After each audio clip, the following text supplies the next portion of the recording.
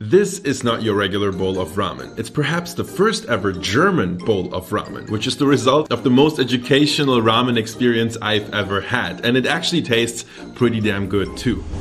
Oh, but before you call me crazy, please just give me a chance and let me explain. A little confession first. I thought I knew how to make pretty decent ramen. You know, add some handmade alkaline noodles, maybe, let's add some miso and make some marinated ramen eggs. Don't get me wrong, the results were pretty tasty and they actually even kind of looked like ramen, but it was not ramen. How do I know that? Well, recently I started binging a YouTube channel called The Way of Ramen. And that's where this whole story begins. It only took me a few videos to understand that I got ramen completely wrong. Ramen is a way of thinking, perhaps even a philosophy. It's about breaking down what is essentially just a bowl of noodle soup into all its elements and obsessively controlling each and every one of them individually, only so you can then assemble the perfect bowl for your current craving. And that is not exactly how I approached ramen before. So I started playing around with some of the new things I've learned on the channel, and boy, did that make a difference. All of a sudden, my homemade bowls of ramen actually started tasting somewhat like the real deal I remembered having in Japan.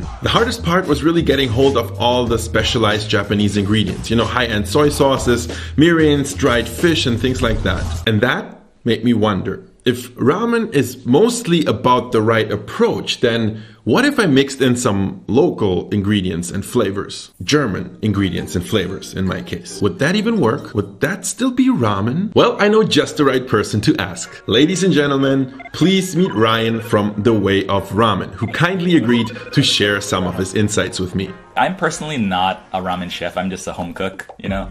And so I'm just learning, and as I go, I'm kind of documenting what I'm learning. So obviously, I had to ask Ryan the big question.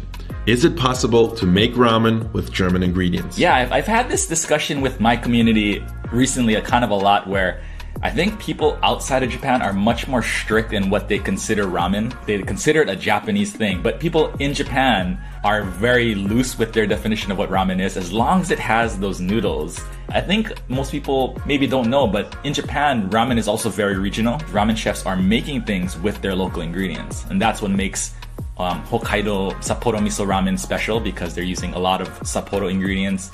That's what makes Kumamoto tonkotsu ramen very special, because they're using local ingredients there. And so I really think that's the next step for people making ramen. I've really gotten into the idea where ramen should be more of an expression of who you are, and using local ingredients is something that I think more ramen chefs outside of Japan should get into doing. Well, there you have it, guys. If that's not an endorsement for the German ramen idea, then I don't know what is. So let's get more specific. First, we need to understand the basic components of ramen. I think most people who make ramen will tell you that ramen has 5 basic components. You have the soup, the noodles, the tare, the oil or aroma oil, and the toppings. What most people consider ramen's broth in the West is actually made up of the 3 components: the soup, the tare, and the oil. Those things are combined in the bowl before the noodles and the toppings are added. Now that sounds like a pretty good framework to start with, but we still need to find that local hero ingredient that we're going to center this whole project around. And finding that ingredient really wasn't difficult. Every year, from around April to June, the whole country of Germany goes completely nuts over white asparagus. Last year I made a video about it, and I recommend you check that out to understand more about the German obsession with asparagus. And one of the things people like to do with asparagus is making a creamy asparagus soup. Could that be the way to go? The soup, when they make ramen in Japan, has no salt added at all. You're making the soup for umami and mouthfeel. And the tare in Japanese is just anything that applies flavor to something. In ramen, the tare is all the saltiness and a little bit of the flavor of the bones and the meat if you use meat. But all of the salt and a lot of the umami comes in the tare.